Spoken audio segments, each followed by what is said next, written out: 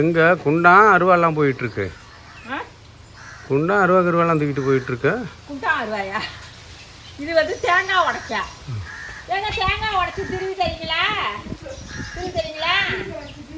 ஏங்க இது அது என்ன வடமோர் குழம்பு வைப்போன்னுட்டு உளுந்து ஊற வச்சுட்டாங்க. கொஞ்சம் வடக்கி வடமோர் குழம்பு வைப்போம். சரி வெய்ய நாளாக இருக்குன்னு அப்புறமா 3 மாதிரி அரைச்சி விட்ட சாம்பார் வச்சுட்டேன்.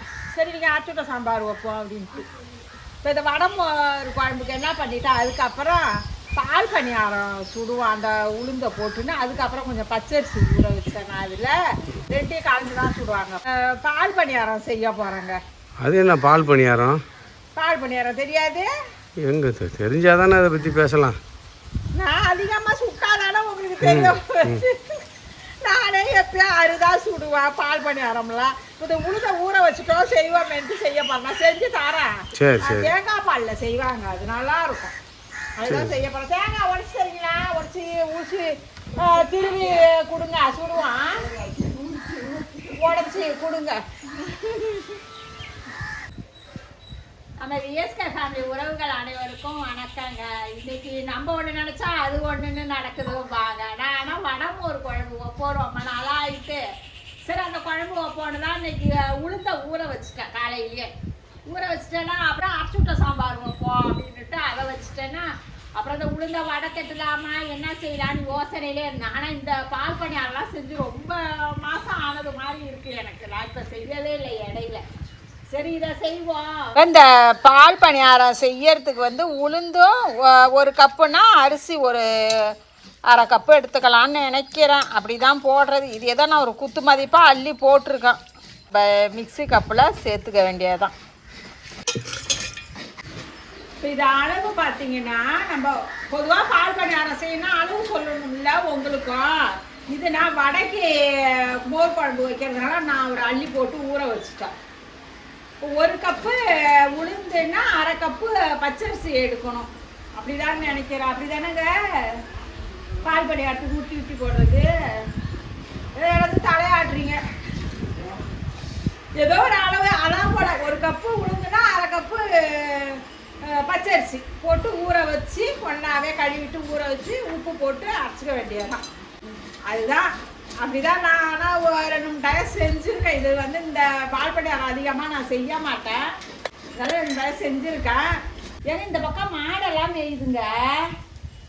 மாடு அந்த பக்கம் மேய்ச்சின்னு வச்சுக்கிங்களா எப்படியும் சாணி போடும். சாணி போட்டுதுன்னா எடுத்து சாணி கரைக்கிறதுக்கு எடுத்து வந்துட்டோம். இல்லை சாணியெல்லாம் கிடைக்கும். சாணிங்கிறதே கிராமத்தில் கிடைக்க மாட்டாங்குது. போய் எடுக்க முடியல நம்மளால போய். அதனால் மஞ்சத்தூளை போட்டு தெளிச்சு விட்டுற வேண்டியது.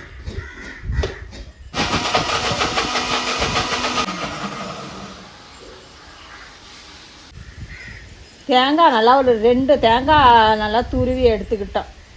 ஏன்னா கெட்டியான அதாவது நல்லா திக்கான தேங்காய் பாலாக இருந்தால் நல்லா டேஸ்ட்டாக நல்லா இருக்குமா, அதுக்காக. இந்த பக்கம் மாவை அரைச்சாச்சு. இந்த பக்கம் ஒரு வானலை வச்சு எண்ணெய் ஊற்றிட்டேன். அதுக்குள்ளே தேங்காய் அரைச்சி பால் எடுத்துருவோம். பாலை வடிகட்டி எடுத்துக்குவோம். இது வந்து முதல் பாலாக. இன்னும் ஒரு டயர் 2வது பால் எடுக்கணும். இதில் இப்போ பால் எடுத்தாச்சு. சர்க்கரையை கொட்டிப்போம். கொஞ்சமாக ஏலக்காய் பொடி. இது அப்படியே கரையிட்டோம். அதுக்குள்ளே நம்ம அதை உருட்டி போட்டுருவோம். எல்லாம் நைஸாக அரைச்சிக்கணும். அப்படியே குட்டி குட்டியாக அப்படியே பால் மாதிரி போடும். இப்போ இது நல்லா 2 பக்கமும் அப்படியே புரட்டி போட்டது நல்லா வெந்துடுச்சு. இப்போ இந்த அளவுக்கு எடுத்துட வேண்டியதான். கலர் மாறினதும். நீங்கள் சுட்டிருக்கீங்களா?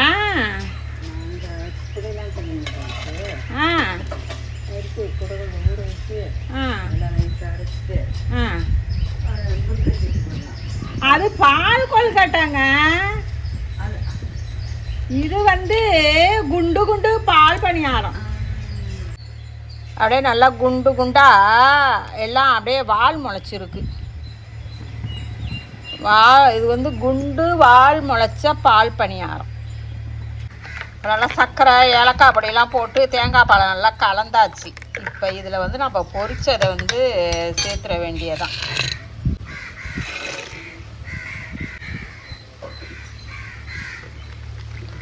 இதையும் அப்படியே அரிச்சு போட்டுருவோம் அதில். இப்போ வந்து இதில் எல்லாத்தையும் அப்படியே நம்ம பொரிச்சதை சேர்த்துட்டோமா, இது இன்னும் கொஞ்சம் நேரத்தில் நல்லா தேங்காய் பாலில் ஊறி சூப்பராக இருக்கும். நல்லா தேங்காய் பால் பணியாரம், தேங்காய் பால் நல்லா சொதன்னு ஊறி போய் ஜம்முன்னு இருக்கு. அப்படியே எடுத்து சாப்பிட வேண்டியதான். ஊறினதும் நல்லா பெருசு பெருசாக இருக்கு.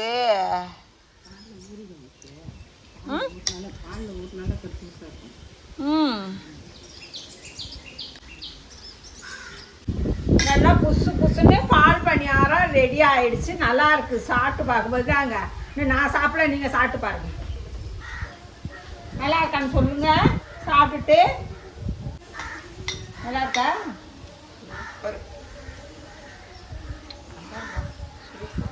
சூப்பரா இருக்கா?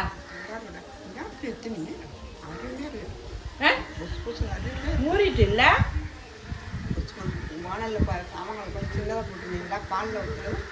வானல்ல போடும்போது சின்னதாக பாலில் போட்டு நல்லா புசுன்னு பெருசா இருக்கு. நானும் எவ்வளோ பெருசு வரும்னு நினைக்கிறேன். நல்லா இருக்கு. ஆனால் எல்லாத்துக்கும் கொம்பு முளைச்சிருக்கு. நல்லா இருக்குல்ல?